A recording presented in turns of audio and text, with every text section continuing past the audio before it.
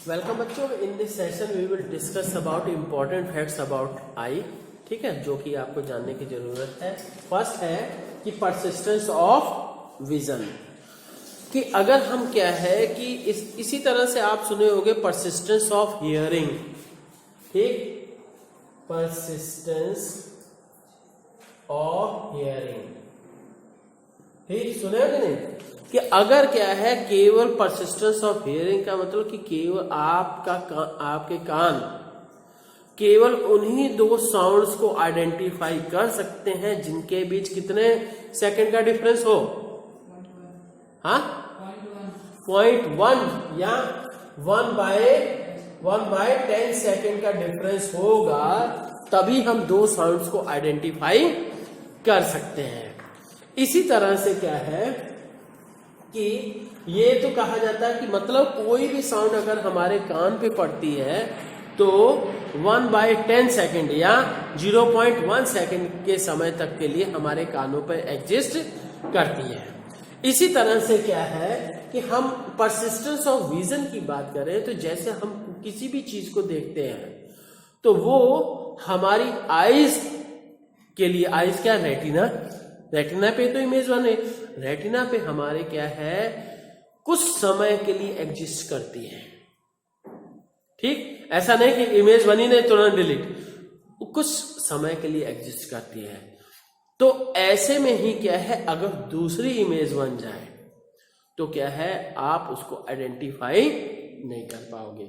इसका एग्जांपल हम बताते हैं कि हाँ, ये जान लीजिए कि इसके लिए परसिस्टेंस ऑफ विजन के लिए 1/16 सेकेंड है। अगर दो इमेज, सुनिए अभी लिखवाऊंगा, अगर दो इमेजेस के बीच 1/2 लगातार इमेजेस चेंज हो रही हैं और उसमें क्या है दो इमेजेस के बीच 1/16 सेकेंड का कम से कम डिफरेंस होगा, तभी आप उन दोनों इमेजेस को अलग अलग देख सकते हो।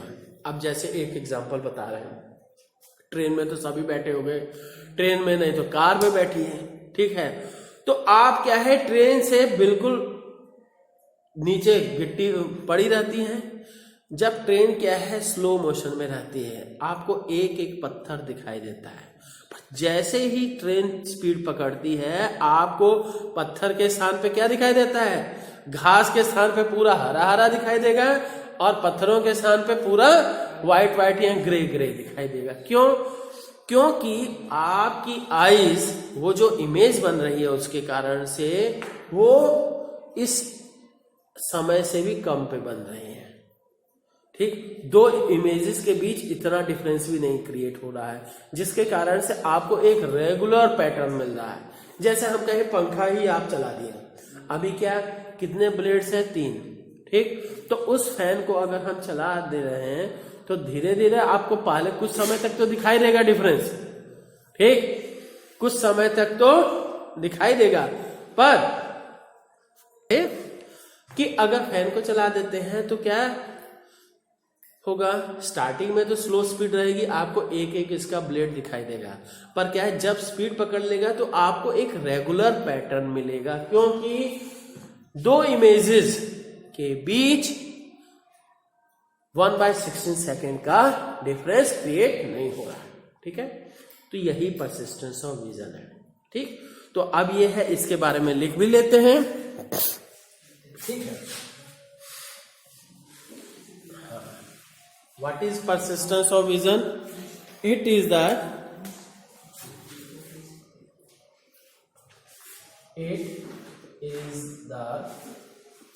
continuous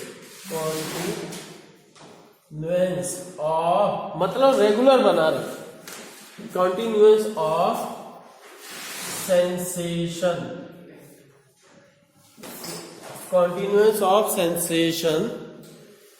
of eye for some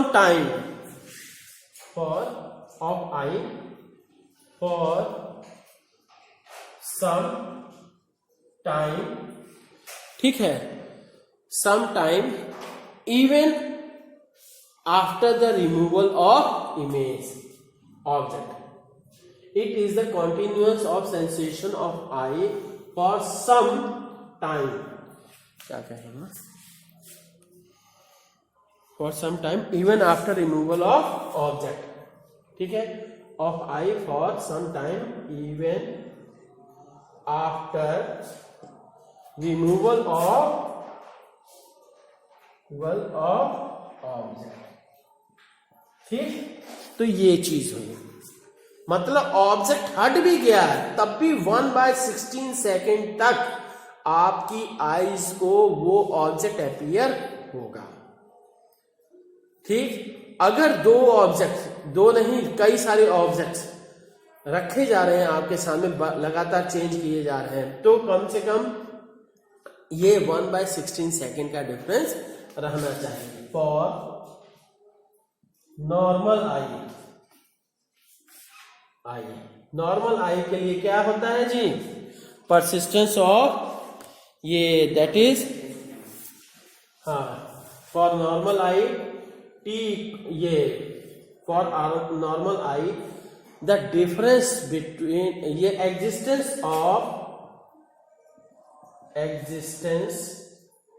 या कहिए any image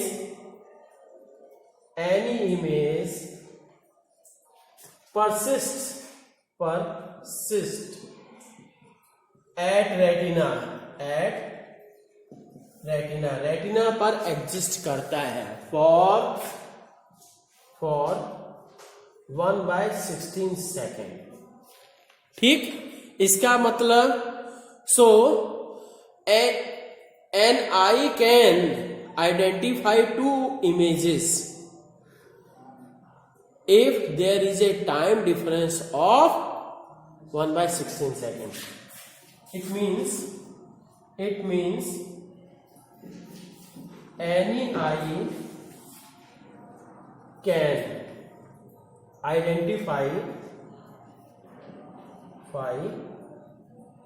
any two images. Any eye, it means any eye can identify any two images if there is time lag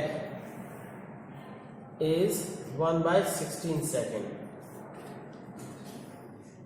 change करिए, चेंज, ठीक, change in any two images, ठीक है। अब कह दिया जाए कि अगर ये बोर्ड आपको कह रहे हैं देखने को, ठीक है, ये मैंने चेंज इन क्यों लिखाया है, क्योंकि बोर्ड देख रहे हैं, बोर्ड पे भैया ये भी एक इमेज है, ये भी इमेज है, आप तो दोनों देख रहे हो, पर ये कह रहे हैं कि जैसे फैन के लिए मैंने बताया कि एक ब्लेड अभी हटा, एक फिक्स पोजीशन पे आप देखिएगा, एक ब्लेड घूम रहा तेजी से, तो एक ब्लेड के बाद दूसरा, तीसरा, चौथा, फिर से ऐसे चलता रहेगा, और टाइम क्या है 1/16 सेकेंड नहीं हो रहा, ठीक है।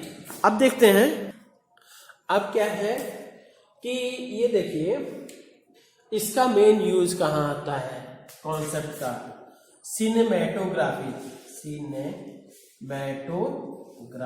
GRAPHY, सिनेमैटोग्राफी में इसका यूज होता है। यहां कहिए मोशन पिक्चर्स।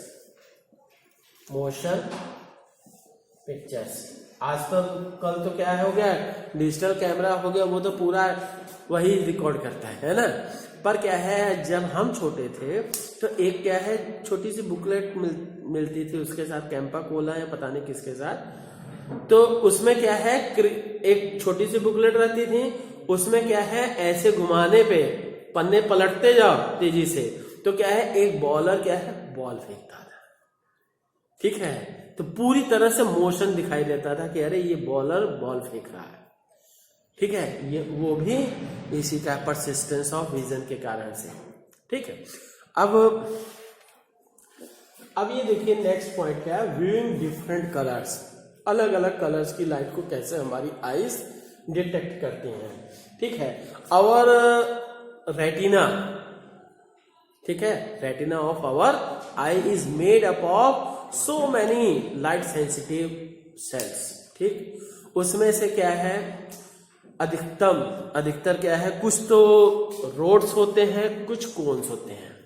रोड्स जो करते हैं, रोड्स भाई नाम है ना, रोड्स जो होते हैं दो सेल्स, ठीक, आइडेंटिफाई द रोड्स जो है वो आइडेंटिफाई करते ब्राइटनेस को, इमेज की कितनी ब्राइटनेस है।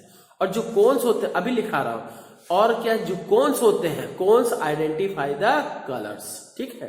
तो ये देखते हैं, आवर ये रेटिना ऑफ आवर आई कहते हैं, retina of our eye is made up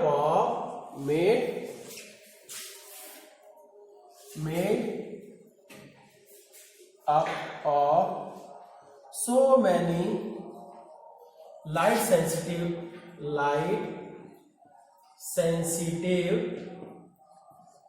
so many light sensitive cells, ठीक है, cells, ठीक। तो some of them are, these are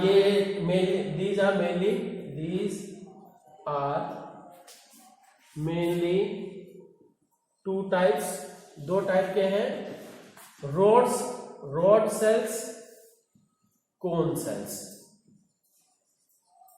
rods क्या करते हैं, रॉड सेल्स जो होते हैं, रॉड सेल्स आइडेंटिफाई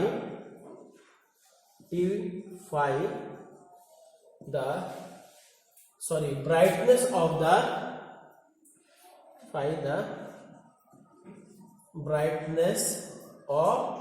लाइट, ठीक। Cone cells identify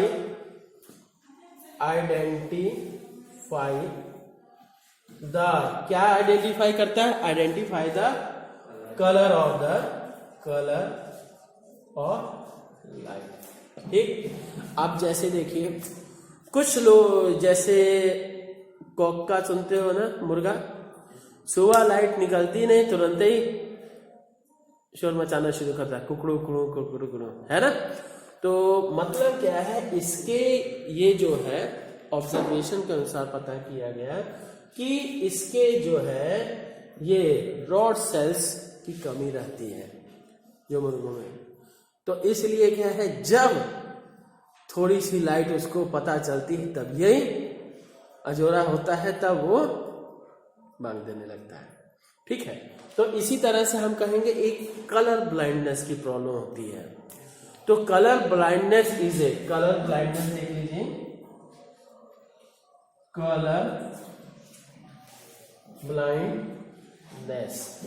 colour blindness क्या है, it is an I defect, ठीक, in which person is unable to identify between two colors. It is an eye defect in which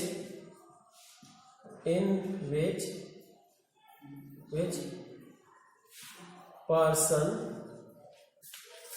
is unable to identify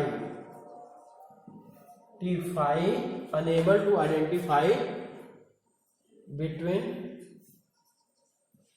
two colors,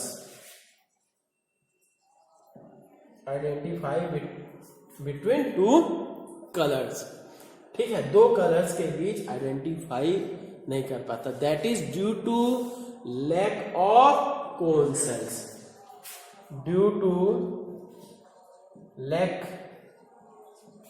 of cone cells की उसमें कमी होती है, ठीक। और ये क्या है, it is not curable, it is genetic disorder. ये क्या है, इट इज, कर लीजिए, इट इज जेनेटिक डिसऑर्डर, और इसको करेक्ट नहीं किया जा सकता है, ठीक है, ये चीज है। और आपको पता होना चाहिए, जैसे रेलवे वगैरह के लिए जो होता है, ये आई टेस्ट बहुत जरूरी रहता है।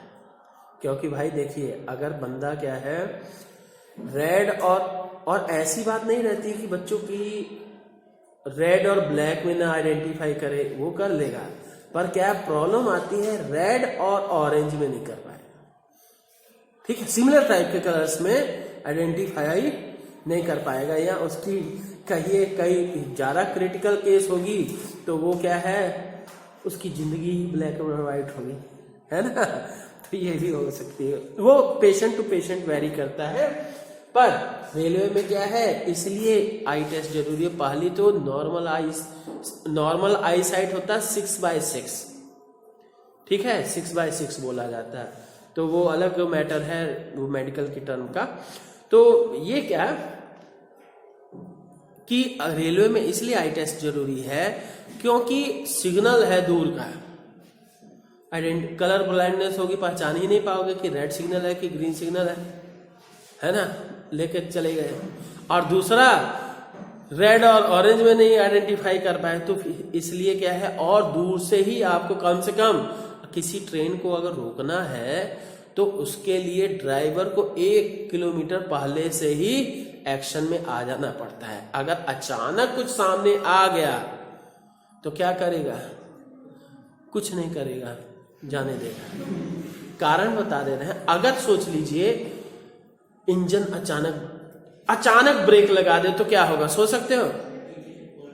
नहीं, अचानक ब्रेक लगाने का एक एग्जांपल मैं कह सकता हूं कि अचानक आगे क्या है, पटरी टूटी हुई है, वहीं इंजन दब गया, भाई ट्रैक से उतरा तुरंत दब गया, तो क्या हुआ, वो तो क्या है, रुक गया, इंजन तो वहीं रुकेगा, नहीं तो थोड़ा सा और आगे जाएगा।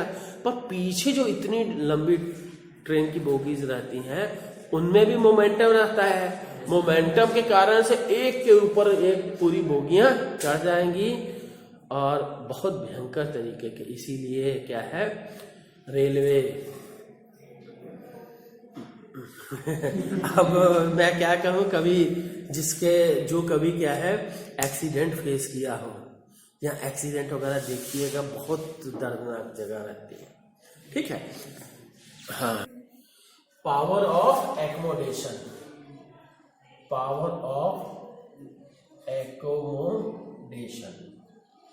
ठीक। अब ये देखिए कि कोई भी इमेज हमें कब परसीव होगी, हमें कब महसूस होगी, जब वो इमेज रेटिना पे बनेगी। और आपको ये भी पता होना चाहिए हमारी आई बॉल तो इतनी छोटी सी है, तो आई लेंस और रेटिना के बीच की डिस्टेंस फिक्स है, ठीक है। तो अब ये है कि हम क्या है, मैं यहां भी देख रहा हूं, वहां भी देख रहा हूं, ठीक है। अगर क्या है कि वहां मतलब लगभग 6-7 मीटर दूर के ऑब्जेक्ट की इमेज में बनाऊंगा तो स्क्रीन कहीं बनेगी, ठीक। क्योंकि मैं अब देखिए स्टूडेंट्स, जैसे ये लेंस हो गया, हमारी आई का भी लेंस क्या है, कॉन्वेक्स है, और ये कॉन्वेक्स लेंस के कारण से आप ये देखिए, ऑब्जर्व कीजिए कि ये ऑब्जेक्ट जो बाहर हमारी सराउंडिंग है उसको हम इंफिनिटी, ये आपको दिखाई दे रहा है, ठीक है, दैट इज ड्यू टू मतलब इंफिनिटी, या मतलब इतनी डिस्टेंस होगी फोकस की इसके। और अगर हम कोई ऑब्जेक्ट को यहां रख देंगे तो उसके इमेज कहीं और बनेगा। मतलब क्या कि अगर एक कॉमन कॉन्वेक्स लेंस लेते हैं तो उसकी फोकल लेंथ फिक्स है और उसके कारण से इमेज एक फिक्स पोजीशन पे बनेगी, ठीक है। फॉर्मूला पता है ना, 1/v - 1/u = 1/f, इस बेसिस पे।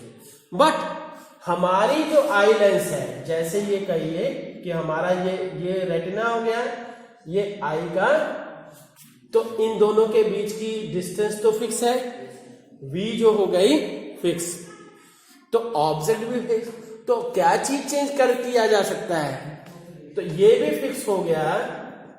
और ये भी आप कह सकते हो कि भाई एक कोई ऑब्जेक्ट 7 मीटर पे है, कोई 10 मीटर पे, कोई 2 ही मीटर पे है, कोई 25 सेंटीमीटर पे, तो ये तो अलग अलग मैटर के लिए ये भी फिक्स हो गया, ठीक। तो इसको चेंज करते हैं फोकल लेंथ को, तो यही tendency, the tendency of eye lens to change its focal length to make the image at retina is called power of accommodation. ठीक है, लेट अस राइट, क्या करेंगे जी? हाँ, our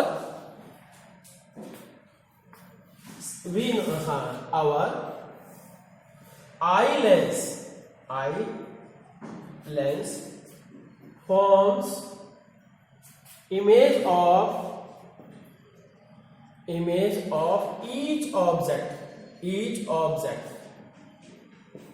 of each object at any distance। तो कहां बनाता है image? Our eye lens forms image of each object at any distance। ठीक, makes placed at करिए, object placed at any distance at retina। ठीक, so we will be able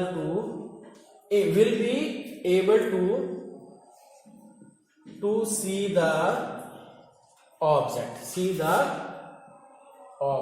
object को देख सकते हैं तभी हम। Is that clear? ठीक, तो now this tendency of eye, this tendency of eye lens, eye की कहिए, this tendency of I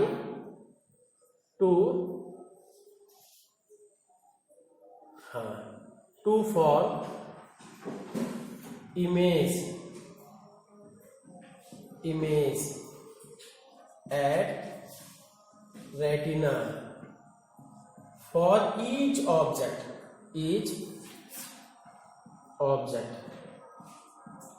is called, क्या कहते हैं? That is called power of accommodation। ठीक है, power of accommodation। Is that clear? अब ये है हमारी आईज के लिए नियर पॉइंट कितना है? नियर पॉइंट इज 25 सेंटीमीटर तक हमारी आंखें क्या है, नॉर्मली देख सकती हैं, और 25 सेंटीमीटर से 15 सेंटीमीटर पे भी देख सकेगी, पर क्या है, आईज के ऊपर प्रेशर पड़ेगा। ठीक, तो अब ये फार पॉइंट कितना है? हाँ, फार पॉइंट इज इंफिनिटी, क्योंकि हम यहां पे भी देख सकते हैं, सूरज को भी देख सकते हैं, चांद सितारे भी देख सकते हैं साहब। तो far point will be infinity. Is that clear? Far point जो होगा वो इंफिनिटी है। क्लियर? तो अब बात करते हैं, अब देखते हैं कि टू सी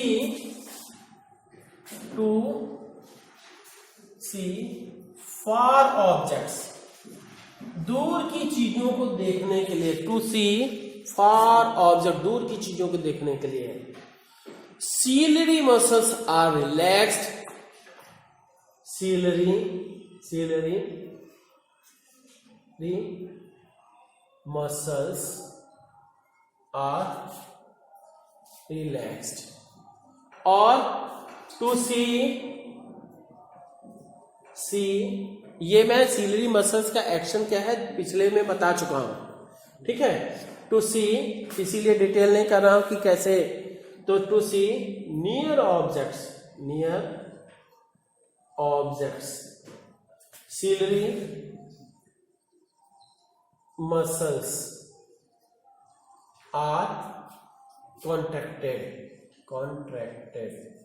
कॉन्ट्रैक्ट रहेंगी, उसके ऊपर प्रेशर डालेंगी, मतलब आई लेंस को चारों तरफ से, तो जिससे क्या है, उसकी फोकल लेंथ घट जाएगी और इमेज बनेगी। ठीक है, और यहाँ टू कॉन्ट्रैक्टेड, यहाँ कहिए और थोड़ा सा लिख लीजिए, to decrease the focal length, decrease the focal length of किसका, ciliary muscles are contracted to decrease the focal length of eye lens। और यहां लिख लीजिए टू इंक्रीज द